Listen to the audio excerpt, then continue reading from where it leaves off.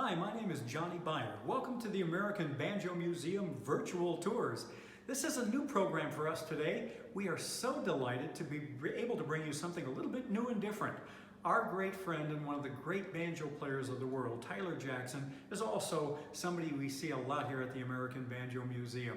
He's taken the banjo to a new audience, to a younger audience, and we are really big fans of Tyler Jackson. So, while we're thinking of what could we do that's new and different here for these virtual programs, we asked Tyler to join our staff for this little segment that we're going to be doing today. Tyler is going to be doing this is the first, let's put it this way, first of a number of interviews he's going to be doing with some of the great banjo players around the world. Another friend of our museum is Mr. Gary Davis. Gary Biscuit Davis, five-time Winfield Banjo champion, if I'm not mistaken, at least 4 times, and I'm sure if there's fifth, he's got one more up his sleeve. So we're going to have Tyler take you into an in-depth look at what Tyler thinks of Gary Davis and what Gary Davis thinks of Tyler, and believe me, they both think a lot of each other in a very positive way. It's really going to be a nice conversation, so tune in, keep tuning in for Virtual at Noon here at the American Banjo Museum. And for now, we're going to bring you the first of a series called Coffee with Tyler, as Tyler visits Gary Biscuit Davis. For my part of the day, thank you for joining us. Don't forget, keep your donations coming in, become a member of the American Banjo Museum, and for now, keep watching because we're going to bring you something new and different every day as long as we can possibly do it. Thanks for now.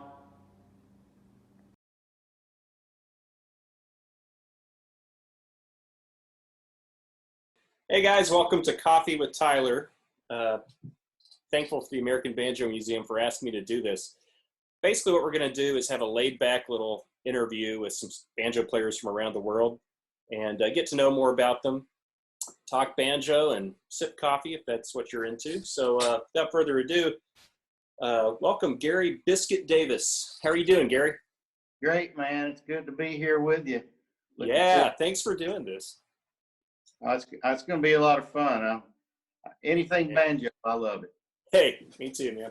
So thought I'd start off by asking you, first of all, how did you start playing the banjo? How old were you? Well, I was 10 when I got my first banjo for my 10th birthday. My dad was going to some jam sessions at a Masonic lodge in Chattanooga.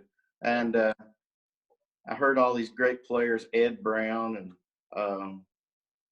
the guys that played on the on Hee Haw. A lot of those guys were there, and Cool. got to hear that, and it just inspired me. I said, I've got to have one of those, Dad. So he got one for my 10th birthday. Awesome. That is cool, man. Yeah, that's always fascinating to me because it's an instrument that is a little bit more unusual, and I'm always curious how people got into the banjo. I know for me it was like I heard it at I think it was my teacher Buddy Griffin was playing it for like a church banquet, and I just heard that sound, that banjo sound, and I was like, I knew I wanted to play that. It's an infectious sound. Yeah, I was that way. I heard that, and I was playing football and baseball, and Oh yeah. To me, I felt like had just got to stand beside Richard Petty's race car, and yeah, Mopar. and it was like that feeling was so unreal. It's like I've got to do that. Yeah, man, that's cool. Very cool. That's awesome, man. Yeah. So let's see. How long have you been playing now? I guess you said you were 10. So man, you've bve been doing this for a while. This is your thing, huh? Yeah, so let's see. I'm 19 now, so yeah. I just turned 57, so Cool, man. Congrats. Started lessons when I was about 10 and a half. Took a while to find a teacher, and he was teaching the Earl Scruggs style, Johnny Wooten, up on Mountain, Alabama, right out of Chattanooga. So I've been playing 47 years so far. Yeah. That's great. That's great. So I got to ask, this is, elephant in the room, but where and how did you get your nickname, Biscuit? Well, if you can see how this shirt's puckering right actually, that's quarantine building up right there. I know, man. I hear you. But I actually play lead guitar, play guitar too. So I was like, well, I got a job in Pigeon Forge, Tennessee. Uh, the year before I went to Dollywood and played there for 12 years, I was went up there with a band called South Star. They needed a lead guitar player. So myself and my brother-in-law, drummer, we moved up and was playing lead guitar with those guys. So got up in there and then started playing music up there. So I don't even know where I was going there. Biscuit, the Biscuit nickname. Yeah, so that band, South Star, they said, well, our last guitar player went by the nickname of Cornbread, so we'll just call you Biscuit. Oh, okay, cool. I was always curious about that. I didn't know. Yeah, I don't know if I like that or not. So, but then I figured out I could go around town and cause all kinds of trouble, and everybody go, well, that was Biscuit, and they go, well, who's Biscuit? So, yeah. That's always it's nice to have an alias, I guess, sometimes. Yeah. That's cool, man. Yeah, I just, I don't know, for people watching out there, Gary and I got to play together this past year for an American Banjo Museum event.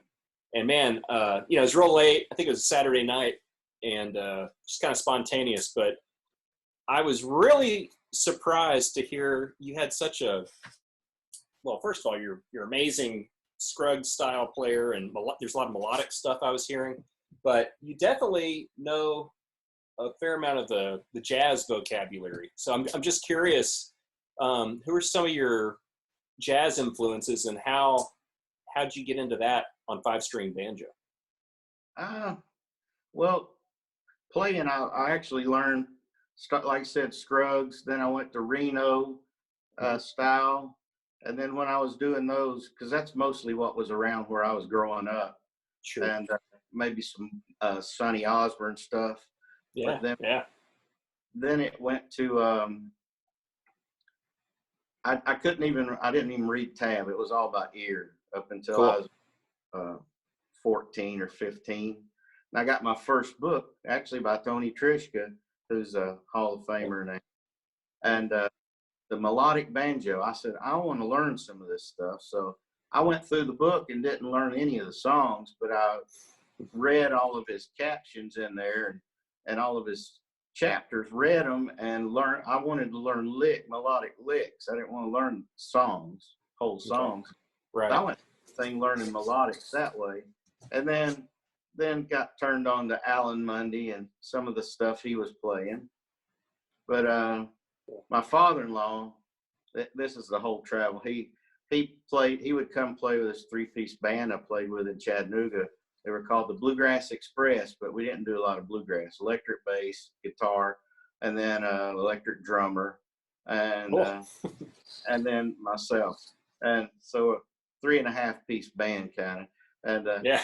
so we were doing that stuff, but my father-in-law would show up every once in a while, steel guitarist. He was in the Steel Guitar Hall of Fame, Herbie Wallace.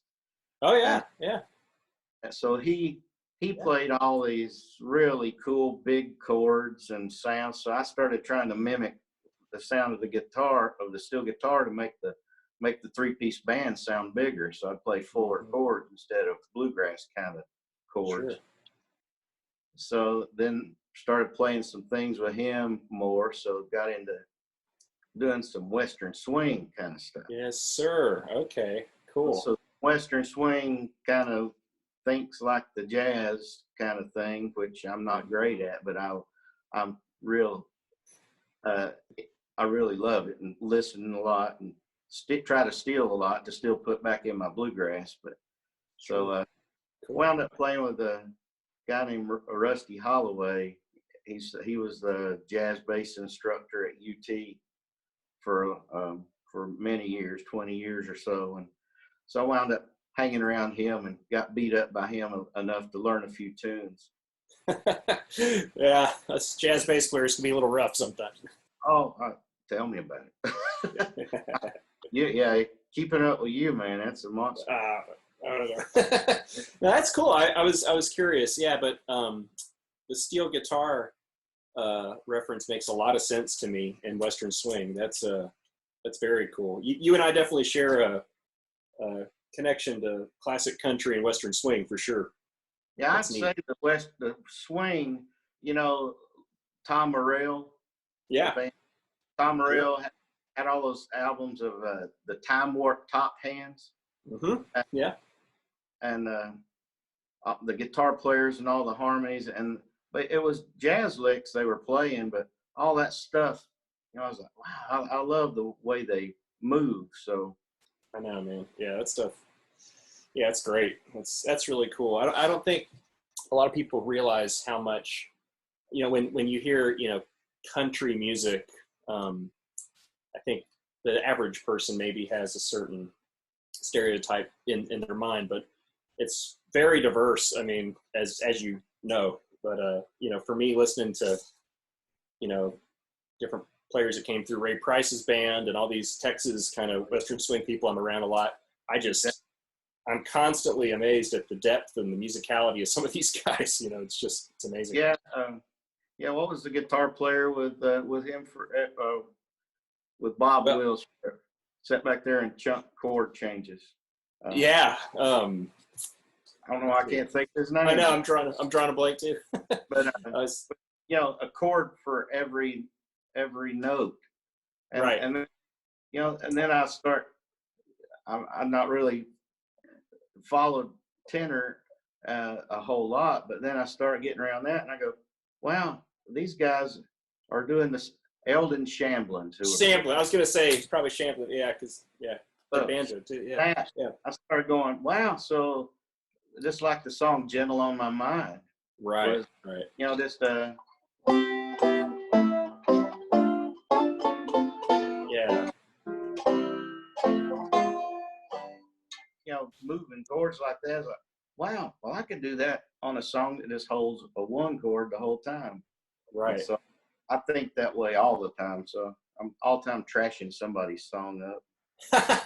That's great. Yeah, it's just really nice to hear, in a bluegrass context or whatever, all the beautiful passing chords you do, and it's really cool, man. I'm blown away by your playing. Really neat.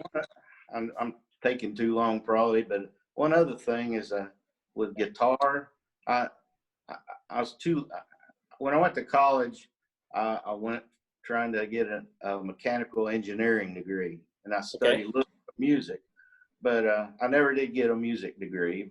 I guess I'm a Rhodes Scholar with what little bit I know, uh, Yeah.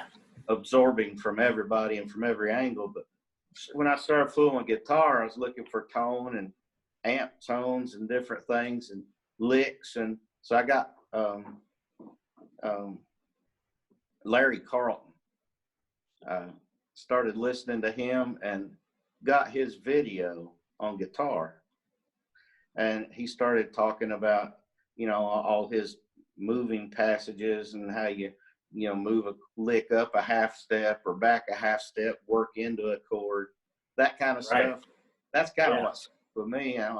Sometimes I may not really know what I'm doing, but I said, well, Larry Carlton made a lot of money doing it. Maybe I can get $10 and a free sandwich and do it. Yeah, there you go, man. Exactly. That's cool. Yeah, thanks for sharing that. Very cool. So, noticing your banjo, why don't you tell me a little bit about that banjo you're holding?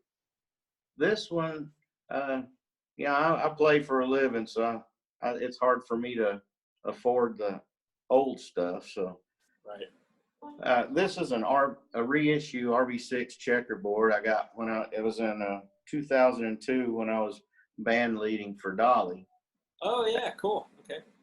and recording a bunch with her, and we were about to go on tour, and Gibson gave me this 6 checkerboard and an advanced jumbo guitar, acoustic guitar for the tour, and let me keep them. So I've kind of taken care of them over the years. And this one, actually, I got to go to Earl. I always wanted all my life to meet Earl Scruggs. And the one time I got to go, there's a guy named Jack Hatfield up here in Knoxville. He has, he does instruction stuff a little bit, and good guy, but he was going to Nashville to deliver something. He said, well, you know, he helped on when they redid Earl's book. He kind of helped a little with it, and he writes a column in Banjo Newsletter. I can't remember what it's called. It's like the Earl Scruggs Corner or something like that. Okay. He had written that for 25 years, but he was going over and he said, well, I'll take you to Earl Scruggs' house if you'll help me do this. Because it was like, I'm big and, a strong back and weak mind. So if you'll help me load this thing and unload it where I'm going, I'll take you over to Earl's and we'll hang out with him. So wound up going to Earl Scruggs' house in Nashville and showed up, sat there, and I just didn't feel like he wanted to play music that day, It's like, well, we went by and we're sitting there, how you do, and all that. And he was real nice. We sat on the couch and talked and everything. Finally, I got up and looked out the window, and there was a tennis court back there. And I said, so you play tennis? He said, oh, my kids used to, and grandkids do. And I said, but you like to play with your garden there? I did some for a while. He said, and then he started telling me stories about when he was a kid. I said, I never asked him to play the whole time. I was like, right. I was sent here for him to reminisce about his childhood. I don't want to be like all the other banjo players if they did it. Yeah. Or I want to play with you. How did you do this? We didn't talk banjo one time. It's just, he sat and told those stories. It seemed to make him so happy. It's like, well, that's what I was sent for that day. So it's like, that is really cool. I got to meet him, have some pictures with him, but long story longer. No, that's great. He said, well, do you have something you want me to sign or anything? I was like, well, yeah, I brought one of a couple of your books that I've had, and you'll sign them. He said, sure. And I said, well, I got this 6 checkerboard. So I took the resonator off. So it's got Earl's signature on it also. So super cool.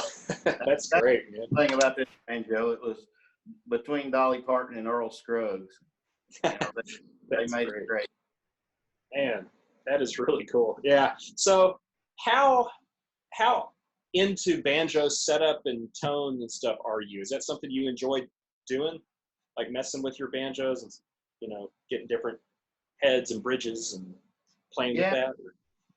I don't do it a whole lot, but when I get one, and I do the chase up front like that, try different bridges, see what kind will work, and try homemade bridges builders will make or whatever it takes, and different heads.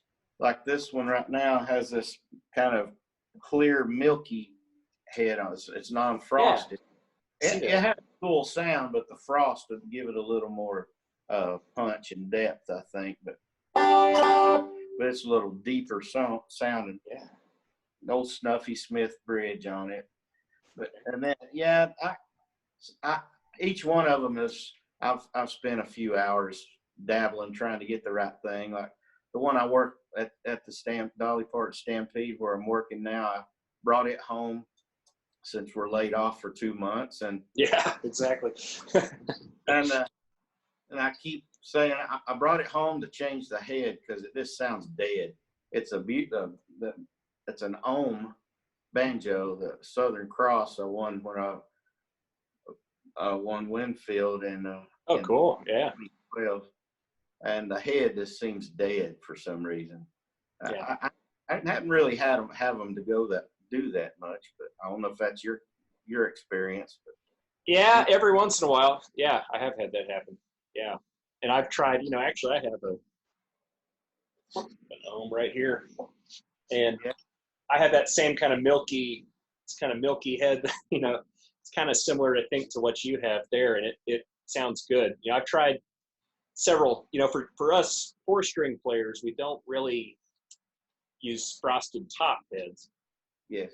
But I sometimes like frosted bottom heads, underneath. They're a little thicker.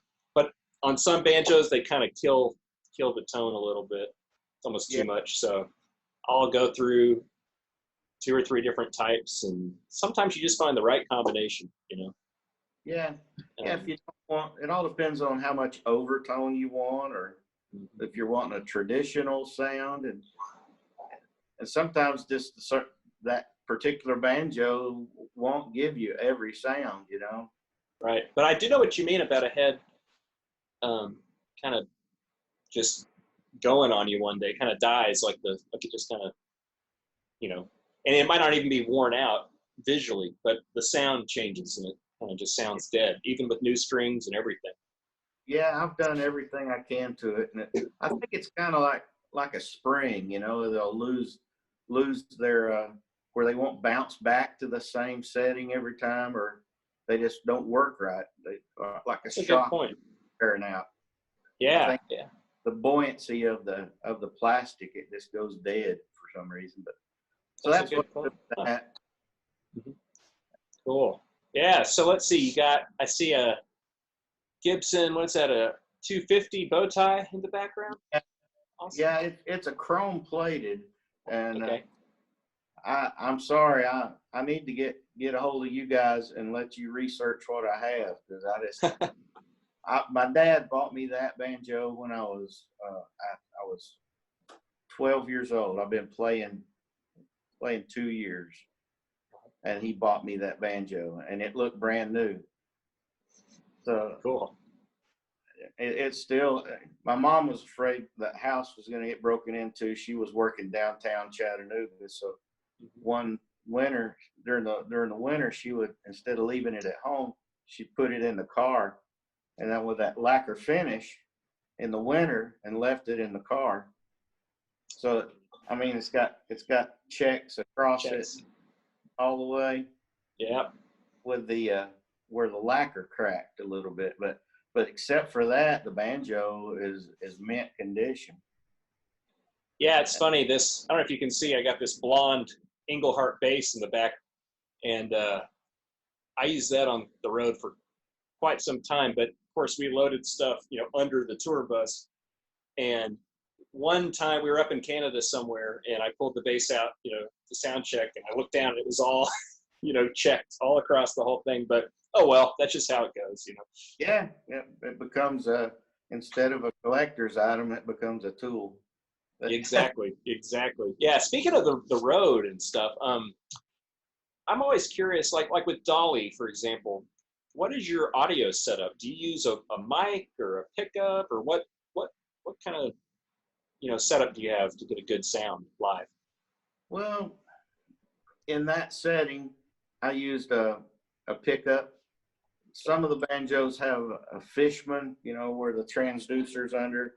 And then there was one I was getting called a Jones. And it's basically like the Fishman setup, but it didn't have the battery in it, the 9-volt boost. So, but you have to run the gain higher, so you get a little noise with it sometimes. So I'd use that. And then with Dolly, all the stuff had Neve preamps in it, and we traveled with the same crew every time, so we'd have Neve pre's to play into, and so you didn't have to do a lot of stuff to it. Right, those are great. Yeah. Now I did one time use the Jones pickup and a crown mic, like a bell mic for a sax. Okay. And then and send 2 lines out that way.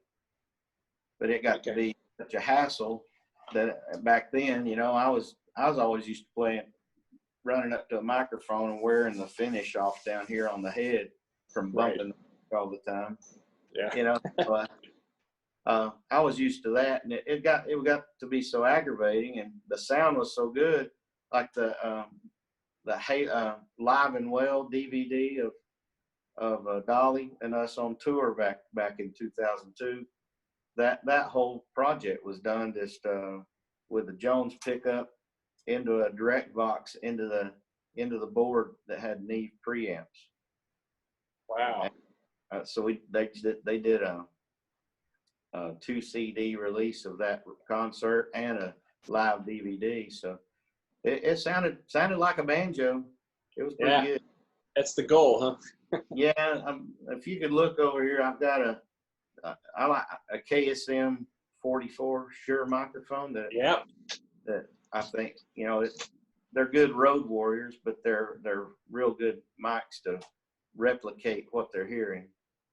You know, very interesting you mentioned that microphone. We were somewhere, I can't remember where, but I was playing with Ray Price, and he and Vince Gill were really close, and they're good friends. And we had an off day somewhere, which is rare because we normally we're just traveling, trying to get to the next theater or whatever. But Vince was playing, and he invited the band to come by and watch the concert backstage. Uh-huh. And he's super, of course, the nicest guy in the world. I've only been around him a couple times, so it's just super nice. And of course, he's got great musicians. But that mic, they use that mic on everything on stage. Yeah. I mean, everything. Like, I was blown away, and it sounded great. I mean, they had on, amps on the front and the back, and they, they had drums and everything. It's funny. I said, man, I think I went up to their, can't remember who it was now, but their bass player. And I asked him, what are you guys using? Because it sounds great, because I'd go out to the front of the house too and listen to the sound. Yeah. And he told me it was those 44s. And I just thought that was interesting. So that's a great mic. Yeah, and being a musician, I wound up, a friend had that, or that was coming in off the road and didn't think he was going to be playing much anymore, and he wanted an acoustic guitar, and I had a little music store, and I traded him like a Recording King acoustic guitar for that microphone. Cool. Yeah. We both were happy, but I think sure. I wasn't trying to do anything to him, but that mic's worth a lot more than the guitar. But It's what he wanted. Yeah, that's cool. Yeah, I'm always fascinated by professional musicians and the gear they use for live stuff versus in the studio. It's a whole different world. And a lot of times you have to go for functionality also. Yeah. Yeah, and touring, a lot of times the less is best. Thing. You get out there and you got a rack. It looks like a mini fridge, and but you can't drink nothing out of it. You're on stage. But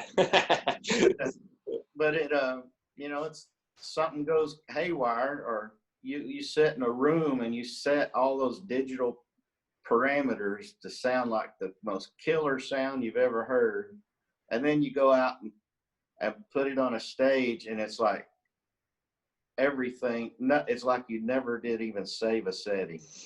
I ran that sometimes. It's like it got so aggravating. So I like playing electric guitar. I like going back to stomp boxes because I don't have to go into pages and turn them and flip them. And if you see a lot of guys, like I saw Vince Gill's rig, he had two back last time I saw him on a stage. He had two Rivera amps. And had those mics and two stomp boxes, or it might have been three stomp boxes laying on top of one of them. And all that big sound came out of huge. Yeah. It's in like I think you can have all the effects and all you want, but it's in your hands a lot. Yeah. It's how you even noting, to me, how you note the thing, it's in your hands. Yeah, I have to completely agree with you. Here's another, I'm just, this real laid back questions are popping in my head. Another kind of banjo nerd question for you. What gauge strings do you like? Playing live at when I refer to myself as a dancing bear. If they could, they'd put me in one of those outfits and make me play. Yeah, hey man, sell a lot of tickets, I'm sure. I'll wear the overalls and be goofy, but I'm not going to wear the the bear head while I play. But when I'm playing a gig like that, our theater, maybe the quality of the sound for us isn't as good. So I'll play harder. So I'm playing heavy, baling wire on this thing. Yep. I have played heavier back in the day. I, I, some of my banjos are strung with lights. I'll have like a 9, 10, 13, 20 or 22 and another 9. I've got it. I don't have it here. It's at my dad's, but I've got an old arch top RB100 with the bow tie style. Mm-hmm. And I've got that set up on it, and I've got Ronnie Bell's banjo, and it's set up like that. But it projects, and it has that Earl kind of sound. Mm-hmm. Where I play hard in this other setting, that's why I keep getting sidetracked. But No, I like it. Thanks.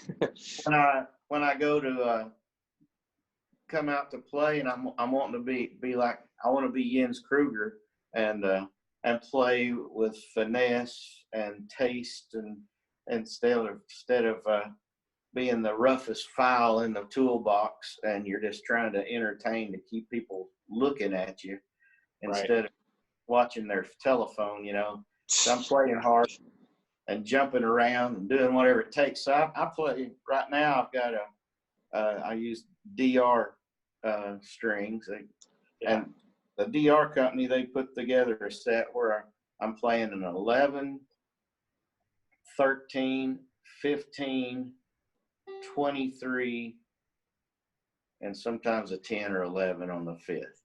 Okay. That's a little heavier for some guys, but so it depends on the banjos. If I'm wanting to play and be more of a technician and smooth and stuff, I like a little lighter setup. So I change banjos instead of changing strings on my banjo. Yeah. That's right. I think you have to set the banjo up for the strings you're going to play. Yeah, I think that's a good point. Banjos are kind of like the hot rod car of musical instruments. I mean, they're endless, parts you can put on them and upgrade them. So sometimes it's hard to know when to stop. But I like that you said that, because if you have several different banjos, I think it's nice to take advantage of the way a particular banjo sounds based on its construction. And once you get it there, maybe leave it alone for the most part, and, Exactly. Because if I want to play try to sound like Alan Mundy or Bobby Thompson, that I described that old sound they had. The banjo sounded like it was talking with mashed potatoes in its mouth a little bit. Yeah. Like this. And then you got the Ralph Stanley with the arch top, real close to the bridge sound. Mm-hmm. And then the Scruggs, it was just deep, throaty kind of sound, and that's the sound everybody's always chasing. But every one of mine are a little different. The Juggernaut, Juggernaut up here, that's right there by my thumb. I've got a clear head on it, and it created a whole different sound out of that thing. It'll rip your face off. It's just direct and in your face, and a lot of it's the head, and a lot of it's the strings, and then of course how the instrument's made too. Right. And then you get into maple or mahogany. I don't know what you like best, but I like both. But when I'm playing, I'll usually play a maple banjo, because it's like as soon as you hit the note, it's there. Yeah, me too. Yeah, I remember when I was talking to Chuck, Chuck Ogsbury with Ohm, several years ago. We made this one. We're talking about wood choices, and of course they're great there. They can do anything. Oh yeah. He asked me what wood I wanted, and I told him without hesitating. I said, maple, kind of tiger stripe, flame maple, and that's what we ended up going with. But That's beautiful. for ohm, I don't know. I love the way a maple ohm sounds. It's just it's a different sound, at least for tenor, but Yeah. it's just a nice, and they, like you said, I mean, it can be loud, but it also has like this rich kind of warm quality to it also. Yeah, everything is just direct. And Yeah. the sustain, you can they'll sustain longer if you want. And the chords it's like, some of the banjos, it's like they have a compression pedal built into it. You know what I'm saying? It's like you hit and the note grows. It's not like this, blah, all Right. at once. You hit it and it's like it takes off, like you've adjusted a ratio on a compressor or something. Yeah, that's interesting. I know exactly what you mean. It's nice to find a banjo that has a real direct sound that cuts through, Yeah. It's clear like that. That's cool, man. I love talking, this is definitely banjo nerd stuff for me, but it's fun to talk to somebody about this stuff, I love hearing, and for me, it's interesting to hear how guys at your level, on 5-string think about all this, because what I'm finding is there's actually more similarities than differences, Yes. which is cool, Yeah. Yeah. The tenor guys, you guys, you're thinking tone, touch, taste, timing, and all that stuff. Like we all 3 T's. Yeah. Yeah. That's cool. How you think musically is, you got there's a 1 to a 4, but there's a lot of ways to get there. Mm-hmm. Which they're in the 4. How are you going to get back to the 1? That's how I teach, and that's how I think. I've got little pet things that I've learned through the years, and that's what morphs into my playing. Instead of just playing straight, like a.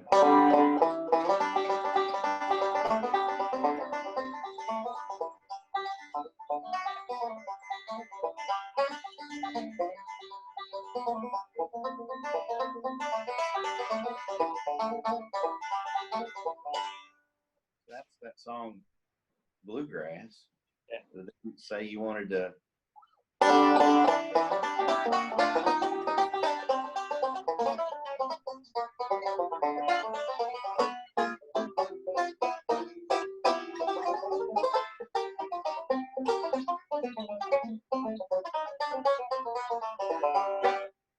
Yeah.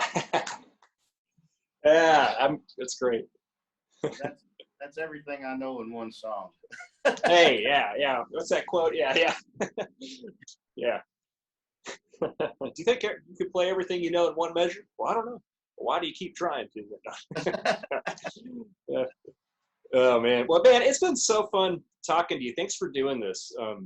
It's really neat to get to pick your brain about some stuff, and I'm just glad we got to connect. I had a blast with you at the museum last year, just messing around. Hopefully we have a chance to play together again sometime down the road. We talked about recording something, and I get back and I jump back into the theater, and it consumes you, and it's kind of like a assembly line job, and you just kind of, it's not that you just kind of go numb, you get routine, and you just, I know. Stimulation. That's why I love coming to the Banjo Museum. I got to meet you and Johnny and, Lucas, Doug, all the guys, and then all the people you're putting in. Just by being, I get to meet all these guys, and it stimulates me it gets me out of my funk, if you want to say, Yeah. It'll make you go, dude, you've been lazy too long. Come on. You wanted to do that. Now you're here in front of these people, like you're playing with Tyler, and now you can't make it happen because you didn't practice before now. Oh, no. Man, that night, that was so much fun. I mean, I was just on cloud 9. I didn't want it to stop. I mean, because I don't know. You just have a style that's really easy to play with, and you're listening all the time, and you're throwing out ideas that I'm trying to. I mean, it's what you want when you play with another musician. You know? It's Exactly. just so You much fun. want you know, like me, I show up and you're going to play, and all of a sudden I'm nervous because, wow, this guy's going to want to play with me. And then, so my job is to listen to you and fit with you. Right. And when you got a whole stage full or a group of musicians that think that way, that's when the good music happens, because they're all complimenting each other, you know? That's Right. what. Right. Yeah. No, you're totally right, and that's something that you know, I try to tell my students this. Um, the real fun, at least to me, the real fun of playing music is when you get to that level where, you know, it's almost like the banjo becomes one with you. You know, it's like another arm or something. You're not even really thinking about it, and you're freed up to execute all these ideas you have and listen to people and communicate all this stuff that you can't really communicate with words. You know, it's a different thing. Yeah, your emotions. And then too, it's like, well, how much of it do you use, or how little, or you can make Right. any. That's why playing with an artist, like you played with Ray Price and with all these great banjo players and everything, and jazz groups, it's like your job is to make that person that you're hired to work with sound the best they can sound, not cover Exactly. them up. Exactly. No, it's, I mean, and before I forget, I know this is great. Time's flying by. Before I forget, I wanted to congratulate you on your induction into the Oh, Banjo Hall of Fame. uh, That's super cool, man. You well, deserve it, big time. thank you. I don't feel like I do. All I've done is played the banjo. It's been my shovel all my life. Yeah. I to try to make a living, and with love, you know, I love them. But it, when I was told that, I was in shock that I was going to be inducted, because I started thinking, well, there's so many in the bluegrass side of playing that are my heroes that aren't in there yet, you know, and Yeah. that have done all these great things that inspired me to play like I do. And yeah, so I felt embarrassment, but also I felt really honored. And then I wanted to cry. Now, all Go of through them all at the the same time, because right. because to me, I'm the type, I'm always trying to bring the other person up, and Right. play, playing Winfield and winning that stuff is just showing up and trying to play your best, and but again, your arrangements and all that, but it's not. Something like this is like over the top.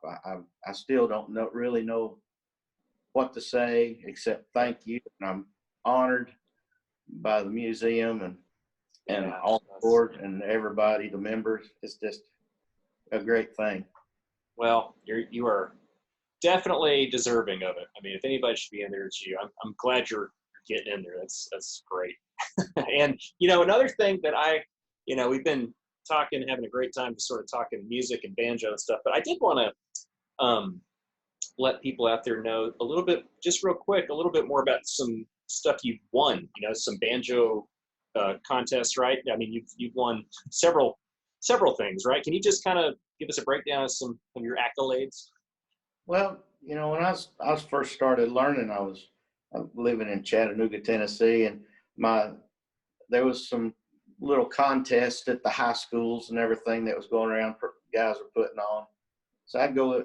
They started taking me to those contests, and there was the Tennessee State Championships. Was in Nashville, over in Clarksville, Tennessee, and I was 12. Back then, they didn't have youth groups and then adults. It just everybody played, and I won that when I was 12, first time.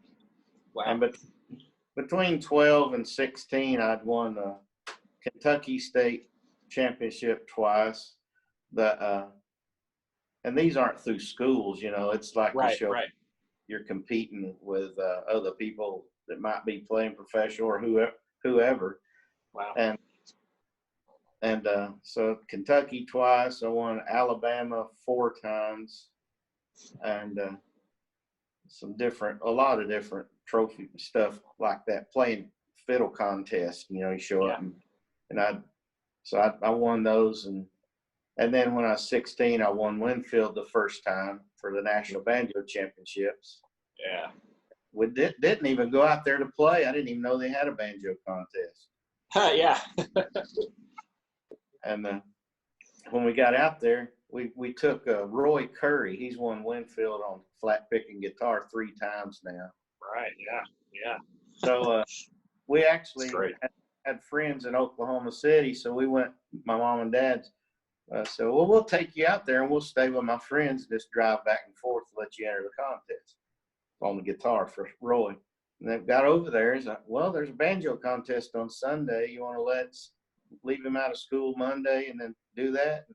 So I stayed and won the national championship like that. Wow, man. Go up for it. But then I went back in 86. My mother passed that year. My dad was grieving. I said, let's just load up. It was just impromptu. I was playing clubs and stuff. And let's just load up the car and go. And I got out there and found a friend, and we bunked with them in their room. Couldn't even get a room. Wow. And I got second place that year. But, you know, we just showed up and played. I didn't even practice. And then went back in 88 and got first. Went back in 96 and got first. And went back in 2012 and got first. Wow, man. That's has anybody else won it that many times that you're aware of? No, the Fosters that present out there, they said I was the only one to ever win any of the competitions at Winfield 4 times. Yeah, I was gonna say that's wow. Yeah, that's pretty cool. There's a lot of the guitar players that's won at 3, so all the flat pickers are now to being a challenge to see who's going to be the first 4-time flat pick champion.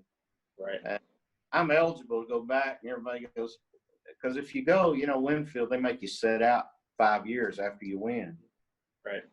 So I'm eligible to go back, but it's like, you know, I just don't feel it right now. Yeah. So I'll go. Maybe I'll go again. Why go out there and let some young kid beat me? And yeah, I took down the 4-time national champion, and I'm gonna hide from him as long as I can. There's a couple of people, 2 guys that's won banjo twice. Okay. So I've won it 4. So I figure I've got another 10 years to practice before I have to go defend myself. There you go. Yeah. You know, all right. Yeah, I got one more question for you here. I think, you know, it'd be cool to learn a little bit something different about you. Maybe people don't know, maybe not banjo related. Is there any hobby you have, or I remember talking about, is it powerlifting or weightlifting you were into for a while? Yeah, I used to do some weightlifting, you know, in my late teens and early to mid 20s. But like I tell everybody, now my chest has fell down in my drawers. Yeah. That's where all the arm stuff comes from. Yeah, I mean, and for people that don't know, I mean, when you know, I could tell being around you. I mean, you know, you're a very, you know, strong guy. It's like you could tell that there must have been something like that in your past. You know, your frame just built, you know, bigger like that. So I had a feeling you were into that. But yeah, now my past is joined my past, but yeah, I love it. And if I had more time, I'm not totally OCD, but when I do something, I really focus on it. So if I was working out, I'd be working out 6 days a week. Right. And probably 4 hours a day. And I just can't devote the time. So right. I'd rather not do it than to half do it. But probably half would help me right now. Well, it's funny you mention that, because I think to play music of any kind at a high level, you have to have some of that, whatever you want to call it, OCD, or just that relentless desire to perfect things, and Yeah.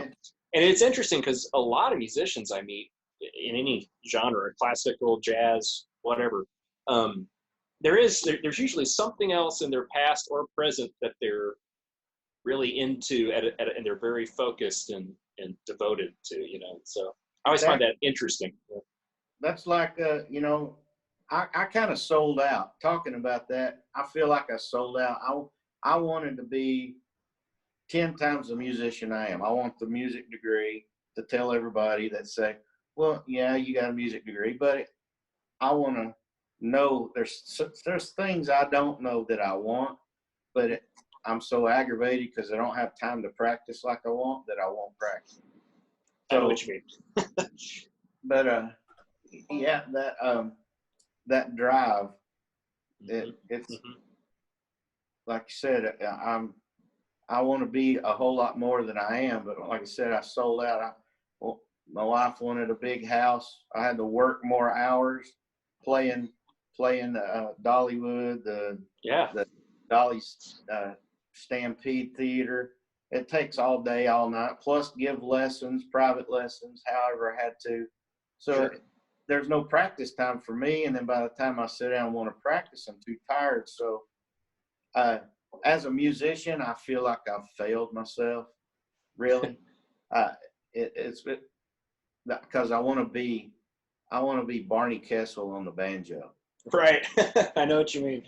It's so funny hearing you say all this. I have literally, had this exact conversation with so many people when I really open up, and I mean, and they always tell me stuff like, "Oh no, but you feel like that." I said, "No, you have no idea. I mean, it's all relative. You always want to get much better than you are, and you're right. When you do a day job, and couple that with, especially now, I mean, virtual lessons, online lessons or in-person lessons or gigs and all this stuff. And I work in a music store during the day and teach and repair instruments. There's so many hats you're wearing, trying to balance all this stuff. When you get home, when you do and have some free time, you kind of don't want to spend 4 hours grinding away at the banjo or whatever. It takes a toll, so I can relate to you very much. Yeah, my wife is a great singer. I mean, does the Ella stuff and does different things, and it's like, sit down and learn this song with me. I don't want to play music, Yeah. I just got through teaching 7 hours straight, and then I went and played a gig, and now you want me to sit down and jam. It's like, oh man. but like you said, something different, the weightlifting. Now I've got a little hot rod out in the garage, a 23 T bucket hot rod. Okay. Big old tires that's wider than my rear end.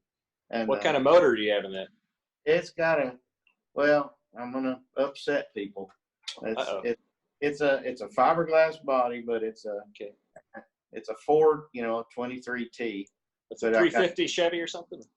It's a 350 30 over, so 355. All right. Yep. With a a cam like you put in the late model dirt cars, the fast dirt cars, and with a Chrysler rear end. Okay. I'm wiring it right now, so that's a way to escape. But then I love cars, man. I love hot rods. Man, I still have when I was 17, banjo picking money bought me a 78 Y88 gold edition Trans Am special edition T-top car. I still got that. Man, that's sweet. But it was like, you got all that stuff, but I'm a broke musician, Now, realistically, but all that said, there's a other side of the coin of being this kind of being said I sold out. So we got a decent home, and Right. the wife to drive a new car, and all my cars still have 8-track players in them. Hey, there you go. But but we don't live rich, but we live and but have things for the family. So kind of, I don't think I totally sold out if you're doing good. Oh no. But then I know guys never got married or never could stay married because they were so infatuated with their music, they let everything else go. Right. And then they were homeless, living in a car. I mean, for real. There's some of the swing players we're talking about. There was a few. I've heard the story of that actually played in the Tom Morrell top hands. And nothing bad, but it was just they loved their music so much they didn't have homes. They pretty much lived out of their cars, and it's like, well, I want to be that kind of musician, but I don't know if I wanted to give up. That kind of that much to do that. Right. Yeah, I think that's very admirable. Honestly, I mean that takes a certain kind of man, a certain kind of person to be willing to balance all that out for your family, and ultimately for you, I think, I mean, it is what it is, when you're a professional musician these days, especially, it's a different way to make a living, and to be able to provide a lot of the creature comforts, is very cool, and to do it all playing 12 notes in different orders, And that's what I always say. I say, all I do is play 12 notes in different orders and different rhythms, and I get paid to do it. So, it's pretty cool. Now, if you can just teach me how to read it, sight read it. Yeah. I'm not the best at that. Don't worry. Well, if it makes you feel any better, I went to college for music, but I only went for about 2.5 years, I guess. And, that's where I started playing with Ray. And I thought, well, he had all these tours, dates lined up. I said, I'll take a semester break, just see, because it's, maybe a once in a lifetime chance. He was in his late 70s then. Yeah. And I thought, I got to try it. And he comes up to me one night and he goes, son, he had, goes, son, you play terrific bass, so you can work with me as long as you want, pal. And I was like, whoa, and I wasn't expecting that, So I said, well, okay. And then, 8 years later, I never went back to school. So I can relate to you with that too. That I feel like there's some things I need to, even though I did get a couple years in or whatever, there are some things I feel like I need to go back and really learn, But at the same time, what is the old Buddy Emmons quote? I think it's Buddy Emmons. Said, can you read music, buddy? He said, not enough to hurt my playing. That's it. So we got the player in our show that will be meeting and greeting at the end of the show, and we'll come up and talk about each person or whatever, and somehow to get over to the bass player, and I'm talking about him, and I'll say, yeah, we've got papers on him, and they've got them under me. That's good. Well, Gary, man, thanks so much for being here. I guess we'll wrap it up. It's been a blast, and I really hope to see you sometime soon. And once again, congratulations on getting inducted to the Hall of Fame. Thanks for being here, and keep picking and grinning, man. Call anytime, brother. I love you, and love you too, man. And your music. You're fabulous. Thank you. You too. Take care, man. Thanks for doing this. Talk soon. See you, buddy. All right. Bye. Bye. All right. Well, thanks, Gary. That was a lot of fun, man. I could talk to you for hours, literally. I know. I just wish on this we could play together. I know. Somebody's got to figure that out, But speaking of playing, would you mind playing something for us just to get us out of here, and just play whatever you feel like, something, one of your favorite tunes or something? Cool, man. Well, thanks. Thanks again. Great. Thanks. Take care.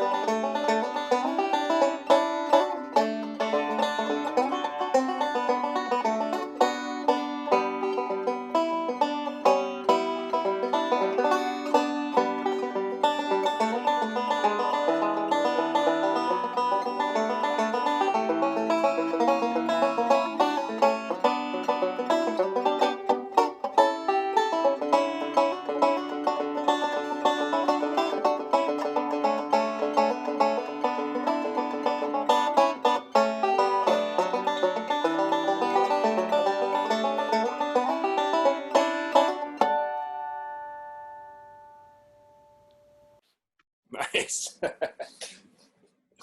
Wasn't that an amazing interview? Thanks for tuning in and learning more about our friend Tyler Jackson and our other friend, we only have two, Gary Biscuit Davis. We had such a great time learning more about these guys and what goes on inside of their musical heads, and we hope you enjoyed it. Now, if you'd like to see Gary perform, I know we didn't get a chance to hear him play as much as we hope to today, so tune in tomorrow. We're going to have Gary Biscuit Davis's performance from opening night at Banjo Fest 2019. It's an amazing performance that you don't want to miss. So tune in tomorrow for Gary Davis, live from the American Banjo Museum via videotape in 2019. For right now, thanks for tuning in. My name is Johnny Byer for the American Banjo Museum in Oklahoma City. Bye-bye for now.